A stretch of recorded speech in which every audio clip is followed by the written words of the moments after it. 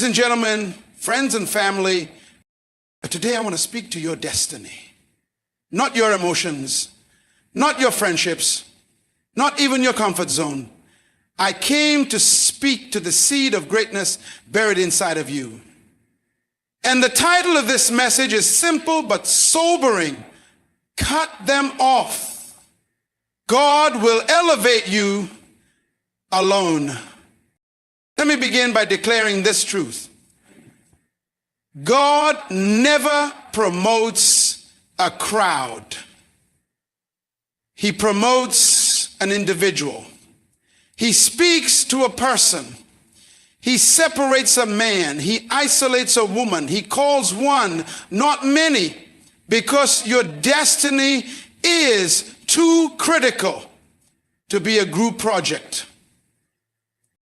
Now listen carefully. Before elevation comes separation.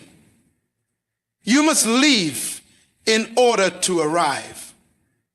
You must disconnect in order to be reconnected to the mind of God. Look at Abraham. God said, leave your country, your people, and your father's household to the land I will show you. Did you catch that? Leave. Why? Because God could not show him the future until he let go of his familiar. Some of you are holding on to people God already released you from. And you're wondering why you feel stuck. You will never walk into the land God has promised while dragging people he never assigned. There are some people who are not bad, but they are bad for where you're going. They are not evil, but they are irrelevant. And until you learn to cut them off, not in hatred, not in arrogance, but in obedience, you will delay the elevation God designed for you. See, many of us are loyal to history at the cost of destiny. But let me remind you, God doesn't anoint comfort zones. He anoints callings. And callings require clarity. And clarity comes through consecration. God will often isolate you before he elevates you. And that isolation may feel like rejection, but it's actually protection. Ask Joseph. He was thrown in a pit, sold by his brothers, falsely accused, imprisoned, and yet he was exactly where God needed him to be.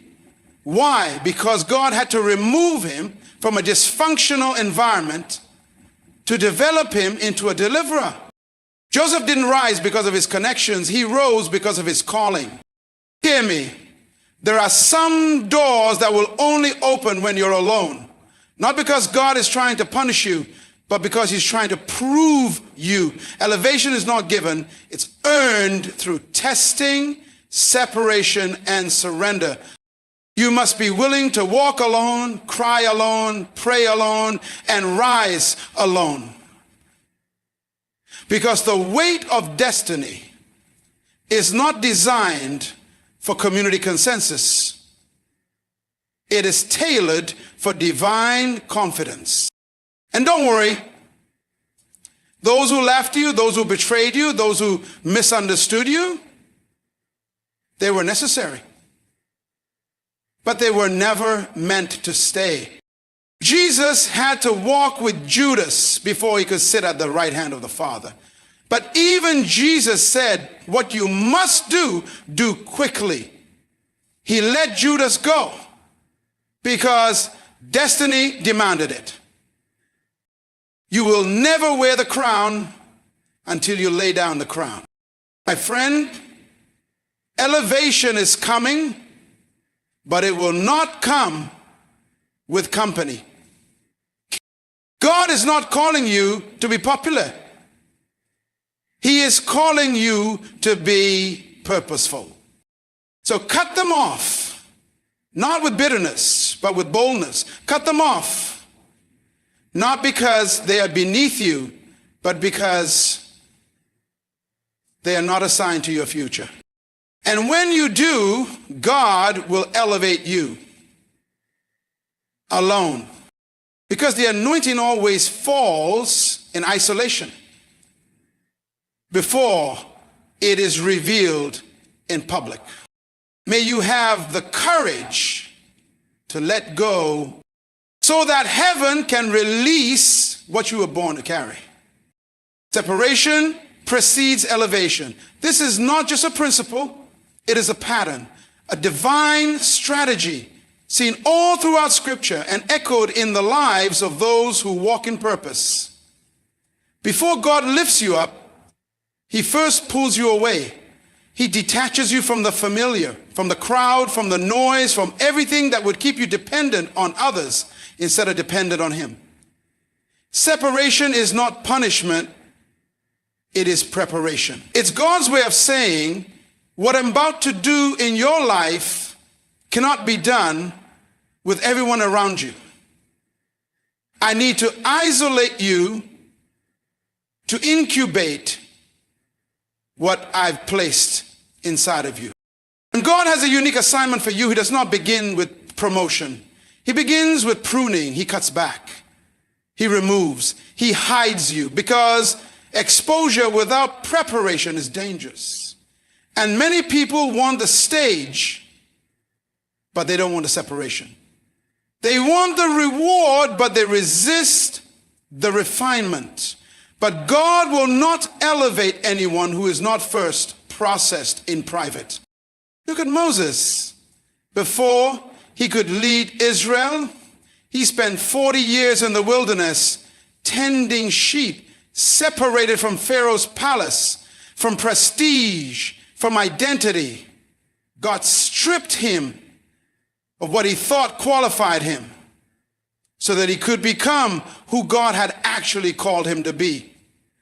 David was anointed in front of his brothers, yes, but he was developed in the field alone with sheep, away from applause, away from approval, away from noise. That solitude was not a setback, it was a set up.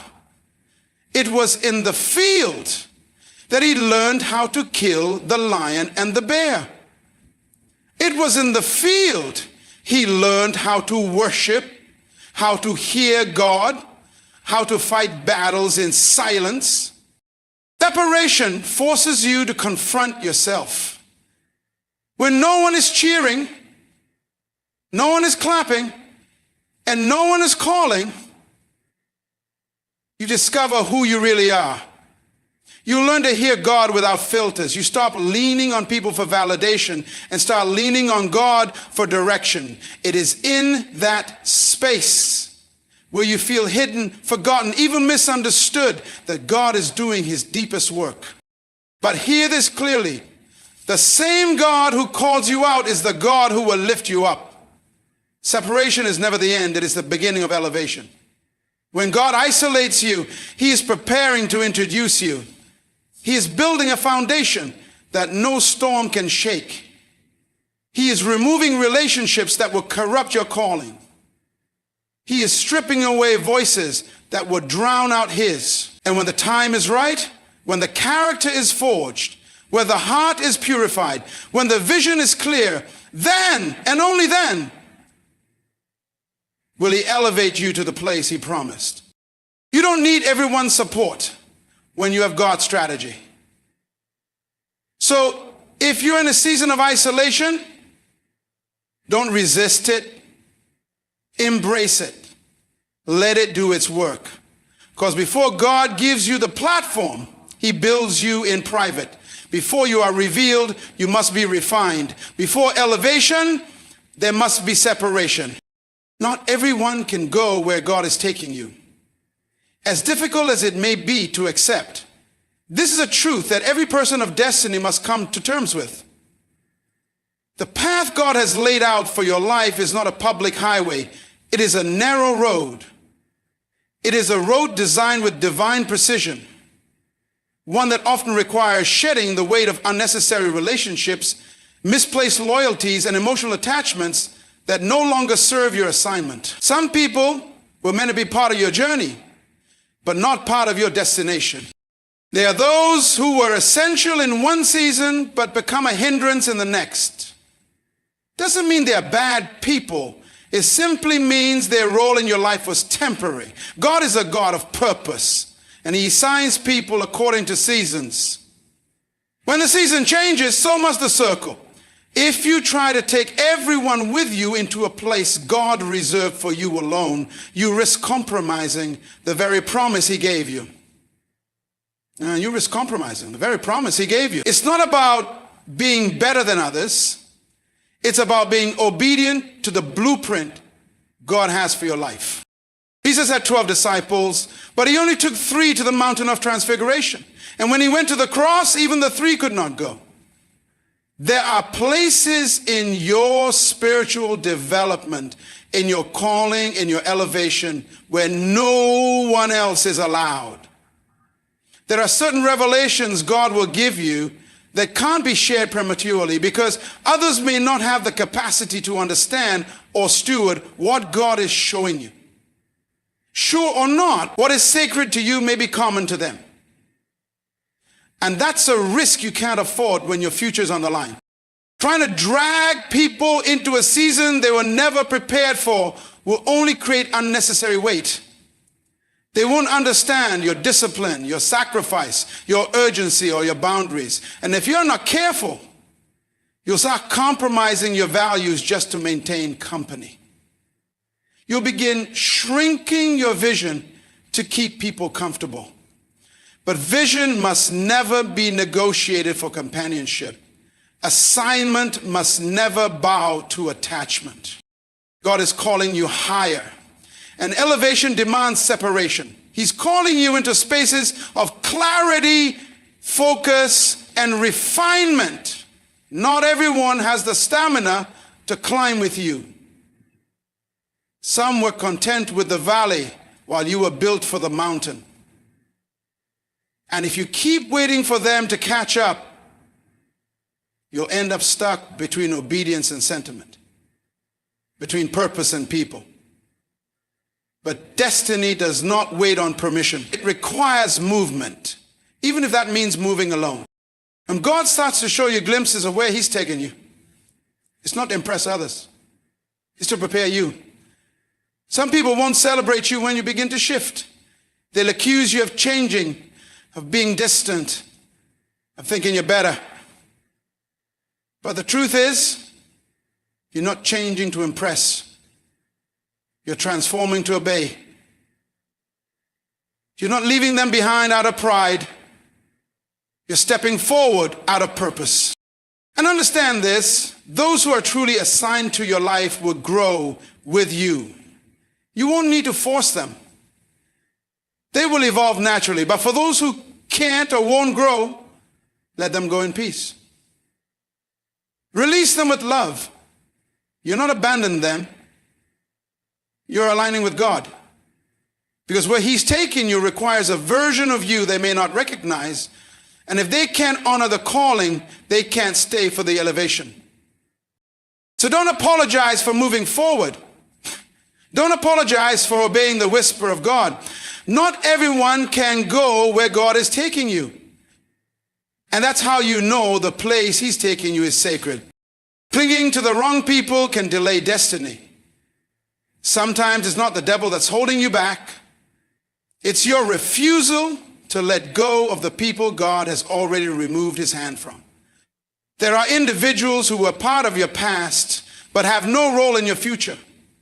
And the longer you hold on to them, the longer you postpone what God has already prepared for you.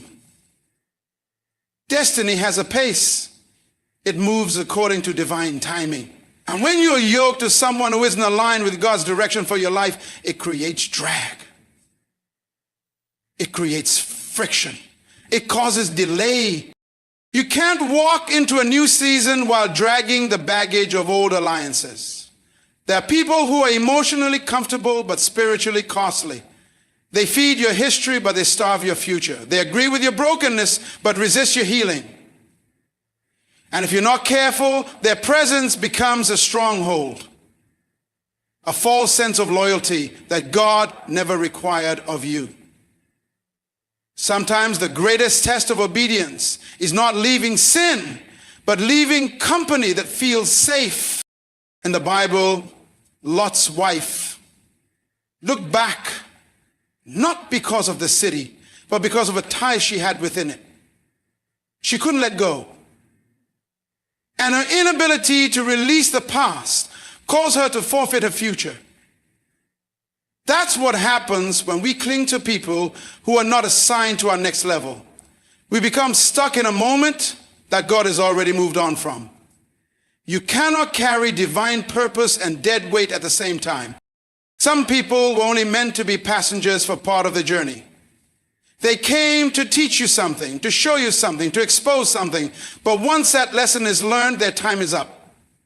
And yet, because of emotional attachment, fear of being alone, or guilt, we keep them around, hoping they'll transform into something they were never called to be. That's dangerous.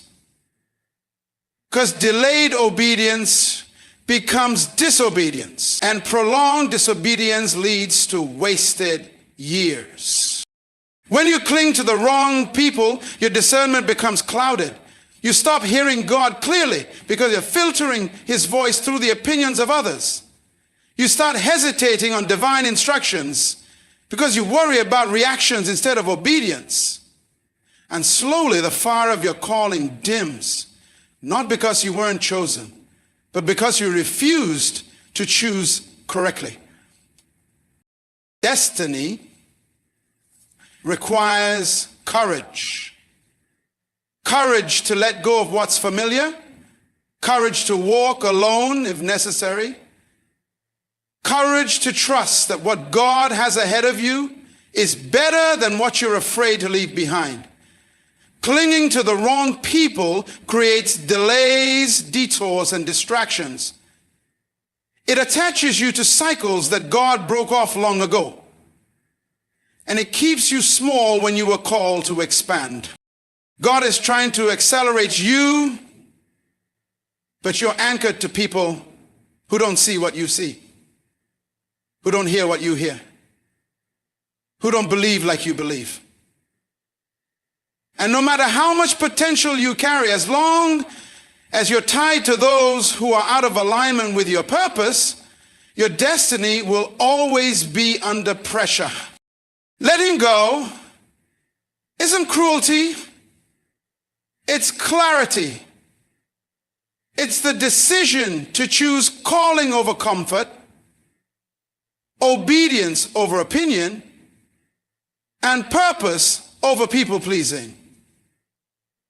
The sooner you release what God never intended you to cling to, the sooner you'll step into everything he's already prepared for you. Destiny doesn't wait forever. It's time to stop holding on to what's holding you back. Divine isolation is not rejection, it's preparation. What feels like abandonment is often alignment. When God sets you apart, it may seem like everyone is walking away, like the doors are closing, like the phone stops ringing, and like the support you once had suddenly disappears. But that silence is not punishment, it's strategy. God isolates those he intends to use greatly. He pulls you away from the noise so you can hear his voice more clearly. He removes the crowd so you stop relying on applause and start depending on assignment. Isolation is the sacred place where God does his deepest work. It is where character is formed, vision is clarified, and identity is restored. It's in that quiet, hidden place that you discover who you are, without titles, without affirmation, without public recognition. Because before God reveals you, he refines you. And refinement doesn't happen in the spotlight, it happens in solitude. Think of Elijah. After calling down fire from heaven, he found himself alone, hidden in a cave. It wasn't because God had forgotten him. It was because God needed to whisper something into his spirit that the crowd could never confirm. God doesn't waste wilderness seasons. In fact, some of your most powerful growth happens when nobody is watching. Jesus himself, before launching his ministry, was led by the Spirit into the wilderness. Not by the enemy, but by God. The wilderness was not punishment. It was preparation. In isolation, Jesus fasted, prayed, overcame temptation, and emerged with clarity and authority. The wilderness tested what had been planted in him. And until you pass the test in isolation, you won't be trusted with influence in public. So when you find yourself in that lonely place, don't resent it. Don't assume God has walked away. That isolation is intentional. It is a divine appointment. God is cutting off the voices you used to run to so that you will run only to him. He's stripping away distractions, reshaping your thinking, stretching your faith, and sharpening your obedience. You may feel unseen, but heaven is watching. You may feel forgotten, but you are being forged. The caterpillar is never more vulnerable than when it's in the cocoon. Isolated, wrapped up, hidden. But in that hidden place, transformation is taking place. Wings are being formed, and when it emerges, it doesn't look like what it used to be. That's what divine isolation does. It transforms you so completely that when God brings you out, people can't even recognize the version of you that went in. God never isolates you to leave you. He isolates you to elevate you. He sets you apart to set you up. What he's building in you requires focus. What he's calling you to carry demands weight. And before he puts you in the room, he will first put you through the process. That process is sacred. Don't rush it. Don't resent it. Embrace it. Divine isolation is not God turning his back on you. It's God turning you toward himself. Because where you're going, you'll need more than charisma. You need character. You need depth. You need conviction. And those are not built in crowds. They're built in the secret place. So stand still in the solitude. Let God finish what he started. He's not rejecting you. He's preparing you for something greater than you can imagine. God removes to make room. When something or someone is taken out of your life, it's not always because of failure, betrayal, or loss. Sometimes it's because God is clearing the space for something greater, deeper, and more aligned with his will for your life. What feels like subtraction is often preparation for multiplication. What looks like loss is often divine editing, removing characters that no longer fit the next chapter of your story. We often pray for increase, for promotion, for open doors, but we forget that increase requires space. You cannot pour new wine into old wineskins. You cannot step into a new season while holding on to expired assignments. When God begins to remove things, it's not always because you've done something wrong. It could be that you've outgrown the place, the relationship, the environment, and what used to fit no longer does. God is intentional. He doesn't waste movement. Every removal has purpose behind it. Sometimes he removes people who would have slowed your progress. Sometimes he removes opportunities that would have distracted you from your true calling. Sometimes he shuts doors not to punish you, but to protect you from walking into something beneath your potential. Sometimes he removes people, and yet the process of removal is painful. It stretches your heart. It tests your trust. It forces you to confront your dependency on things that were only meant to be temporary. But if you allow yourself to grieve what's gone without losing sight of what's coming, you will begin to see the wisdom of his ways. What you thought was rejection was actually redirection. What you thought was the end was simply God clearing the stage for a better beginning. Remember Gideon? He had 32,000 men ready to fight, but God said, too many. He reduced his army to 300, not because God wanted him to fail, but because he wanted the victory to be unmistakably his. Sometimes God will strip you down to what looks like nothing just to show you that he is more than enough. He'll remove your plan so he can reveal his. He'll remove your crutches so you learn to walk in faith. When God removes, he is making room for clarity, for strength, for deeper intimacy with him. He is rearranging things so that your life is no longer cluttered with distractions, compromises, and counterfeit blessings. He is pruning you so that you can bear more fruit. Not just any fruit, but lasting fruit. Don't fight the pruning. Don't mourn over what God has already released you from. If it left, it was not meant to stay. If it broke, it was not meant to be built upon. God knows what's ahead, and he knows what you need and what you don't. Trust that every removal is connected to his greater design for your life. Because before he gives you more, he makes room. And what he has in store is always worth what you had to release. Your assignment is too critical to be distracted. You weren't born to blend in. You were born with divine intention, crafted by the hand of God for a purpose that carries eternal weight. And because your assignment carries weight, your focus must carry discipline. Distraction is not always loud or obvious.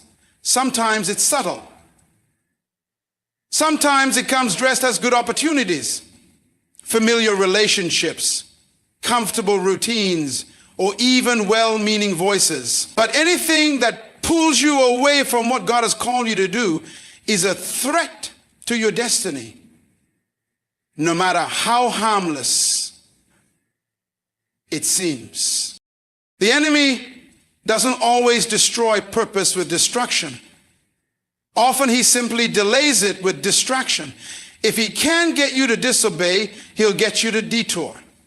If he can't tempt you to fall, he'll tempt you to wander. A distracted heart loses clarity. A distracted mind loses momentum. And a distracted soul eventually forgets the urgency of its assignment. There is a timing to your calling, a window of impact that cannot be wasted. Trying to explain yourself to people who don't understand, or pleasing crowds who were never assigned to affirm you. Your time is too valuable to spend it entertaining drama, debating critics, or feeding insecurities. Purpose demands protection. It demands you guard your mind, your time, your relationships, and your vision. Look at Nehemiah. When the enemy tried to pull him down from the wall with lies and intimidation, his response was simple and powerful. I am doing a great work and I cannot come down. That is the posture of purpose. That is the mindset of someone who knows the cost of distraction. Your calling may not be applauded and your discipline may not be understood, but your assignment is not up for negotiation. It is not casual. It is critical. There are souls connected to your obedience. There are generations that will be impacted by your faithfulness. You don't have the luxury of wasting energy on things that bear no fruit. Every moment spent off course is a moment lost in destiny. And while God is gracious, time is still precious. You must be ruthless with distractions. You must be bold in your focus, because heaven is watching And the earth is groaning for the manifestation of those who will rise without compromise. You don't need everyone to understand your path. You just need to walk it. You don't need every door to open, just the one God has marked for you. And when your eyes stay fixed on the one who sent you, every temptation to be distracted loses its power. Stay sharp, stay anchored, stay hidden if you must, but don't get sidetracked. Your assignment is too critical to entertain things that don't align. Too necessary to be slowed by the unnecessary. Too sacred to be shared with distractions. Keep building, keep pressing, keep going. Separation may be painful, but purpose is worth it. There is a cost to walking in what God has called you to do. And one of the first payments is often the people, places, and comforts you thought you couldn't live without. Purpose demands clarity, and clarity requires space. Space to hear God. Space to see differently. Space to become what you were created to be without the noise of familiar limitations. And to gain that space, sometimes God has to pull you away. The pain of separation is real. It's not just about losing connection. It's about letting go of identity attachments, emotional ties, and even unspoken expectations that were built in past seasons. It hurts to outgrow what once felt like home. It stings to feel misunderstood by people who once walked closely with you. It's hard to release what gave you comfort, even if it was keeping you small. But every great calling has a cost, and separation is part of that price.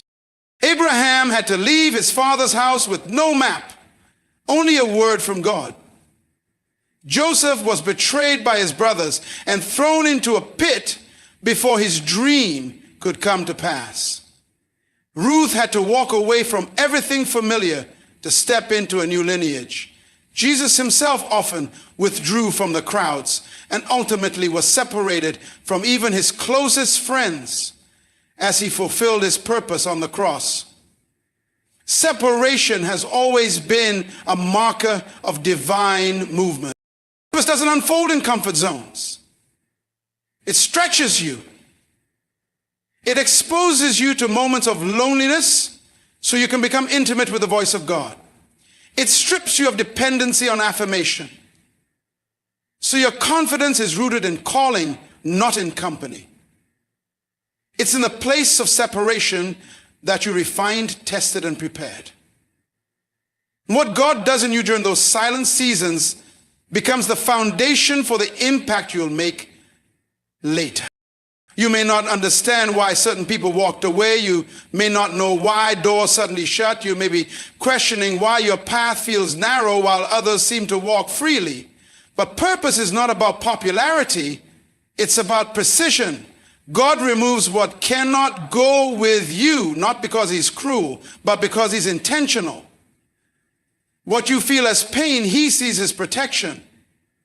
What you call loss, he uses as leverage. He's making sure nothing contaminates the calling he placed on your life. You won't always get closure. You won't always have clean endings, but you will have purpose.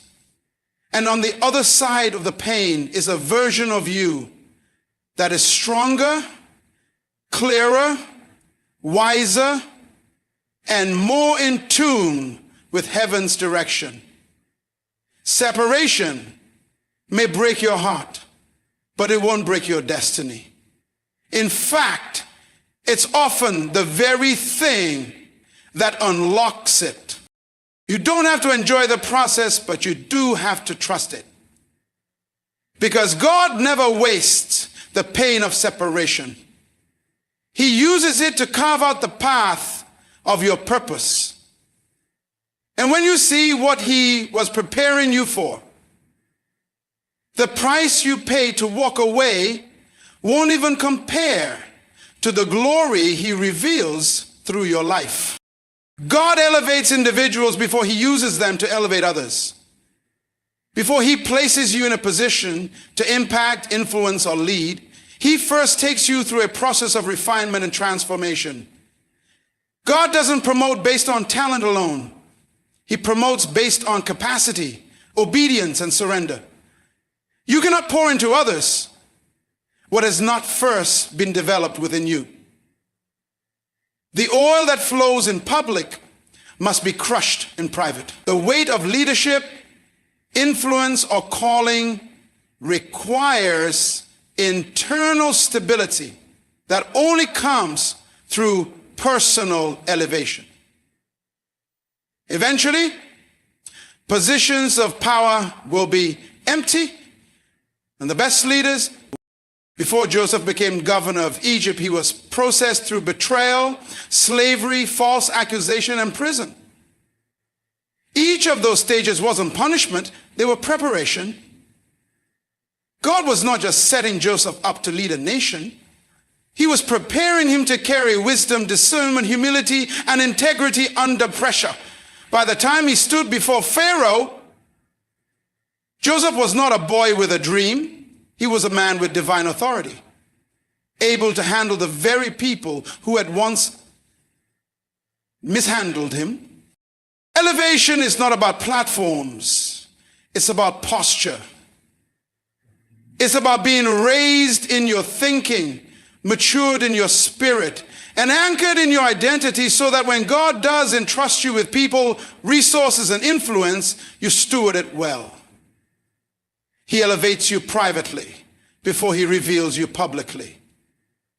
That hidden season, that silent process, that uncomfortable growth is not in vain. It's where God is shaping the foundation of who you are so you can carry what he's about to release. Even Jesus spent 30 years in preparation for 3 years of public ministry. God elevated him in wisdom, favor, and maturity before he ever preached a sermon or performed a miracle. Why? Because the assignment was too great to be handled without internal depth. If Jesus required that much preparation, how much more do we? God will often isolate you, stretch you, challenge your character, and refine your motives, not to break you, but to build you. Because when he elevates a person, that elevation isn't just about their success. It becomes a platform for others to stand on. But if the person hasn't been elevated in mindset, in faith, in maturity, they will not elevate others. They will mislead them. God's elevation comes with responsibility. When you allow God to work on you first, when you let him elevate you in wisdom, in discernment, in clarity, you become a vessel through which others are lifted. Your life becomes a testimony. Your scars become strategies. Your process becomes someone else's permission to grow. But it starts with you. Before you lead others, God leads you. Before you carry a vision, God carries you. Before you become the answer to someone else's cry, he becomes your answer. So don't despise the process. Don't rush the private elevation. Don't get impatient when the crowd hasn't yet shown up. Because what God is doing in you is not just for you, it's for everyone he's going to reach through you. He lifts you so that your life can lift others. And when he's the one who does the lifting, no one can bring you down. You must trust God more than you trust people. People can be sincere, but still limited. They can love you, but still misunderstand your assignment. They can cheer for you one moment and doubt you the next. Human support is inconsistent. Not always out of malice, but simply because people are not sovereign. They see in part, understand in part, and often judge from the surface. But God sees the whole picture. He knows the end from the beginning. And when he speaks with complete knowledge of what he's destined for you. Trusting God above people doesn't mean you isolate yourself or reject community. It means you anchor your confidence in the one who never changes. It means that when people fall short, you don't fall apart. It means when support dries up, your purpose doesn't. It means when the voices around you grow silent, you lean in even deeper to the voice that called you in the first place. If your faith is tied to the approval of people, you'll constantly feel unstable. But when your trust is rooted in God, even rejection becomes redirection. There are moments in your journey where the very people you thought would support you won't understand why you're moving the way you are. And that's okay. Because your obedience doesn't require explanation, only confirmation. God never told Noah to wait for community consensus. He gave him a word, and that word was enough. Abraham didn't receive a group vote before stepping into the unknown. He moved because God said, move. When you truly trust God, you won't need validation to walk in your assignment. You just need his voice. People are part of the process, but they are not the source. God is the source. And when you begin to elevate his voice above every other voice, even your own, your life aligns with purpose in a way that can't be manipulated or derailed. Trust in God means believing his plan, even when it doesn't make sense. It means saying yes when logic says wait. It means moving forward when others say stay behind. Because God isn't bound by what people see. He's working with what he knows. When people disappoint you, God remains faithful. When people walk away, God stays. When people change, God remains constant. Your ability to fulfill destiny is not contingent on human agreement. It's contingent on divine direction. And sometimes God will strip you of your reliance on people, not to leave you empty, but to teach you that he is enough, that he is your security, your source of peace, your provider, your guide. Don't let the inconsistency of people cause you to question the consistency of God. Don't measure the weight of your calling by the size of your circle, and don't give more power to opinions than you do to obedience. God has never lied. He has never failed, and he will never lead you into anything that he hasn't already prepared a way through. So even when it's lonely, even when it's unclear, even when the applause fades, trust him. Trust that he sees what you can't. Trust that he knows what you need. Trust that his timing is perfect and his plan is bigger than you imagine.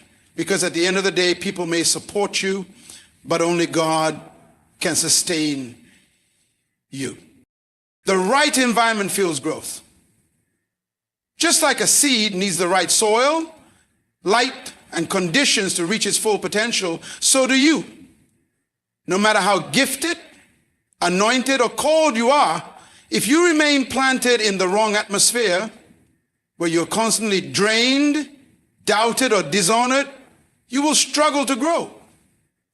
Purpose is not just about what's in you, it's also about where you're planted.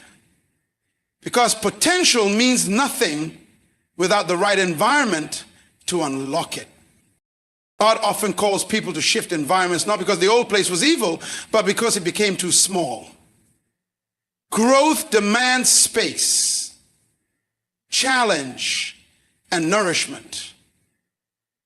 If you're in a place where your spirit is constantly being starved, your vision is being questioned, and your voice is being silenced, it's only a matter of time before frustration sets in, and frustration is often a sign that it's time to move. Not to quit, but to reposition. Sometimes the environments we cling to are connected to comfort or familiarity, not purpose. And if you're not careful, you can outstay your season. Remaining in a place that once served you but is now stunting you, just because it was right for a season, doesn't mean it's right for your future. What once fed you can begin to drain you when God is calling you to more. The right environment speaks to your spirit. It challenges your thinking. It calls you higher. It supports your assignment, not just your personality. It doesn't just tolerate your gift, it makes room for it. It doesn't just celebrate your wins, it corrects, sharpens, and aligns you with destiny. And while no environment is perfect, the right one for you will always push you toward purpose, not pull you away from it. Even Jesus had to remove certain people from the room before performing miracles, not because he was limited, but because he understood the power of atmosphere. Doubt, dishonor, and spiritual resistance can create barriers to break through. You have to be discerning about where you invest your time, your energy, and your voice, because environment either waters your calling or withers it. Growth requires conditions that allow roots to go deep and branches to stretch wide. And sometimes that means walking away from places that once felt like home in order to step into environments that feel unfamiliar but are fertile.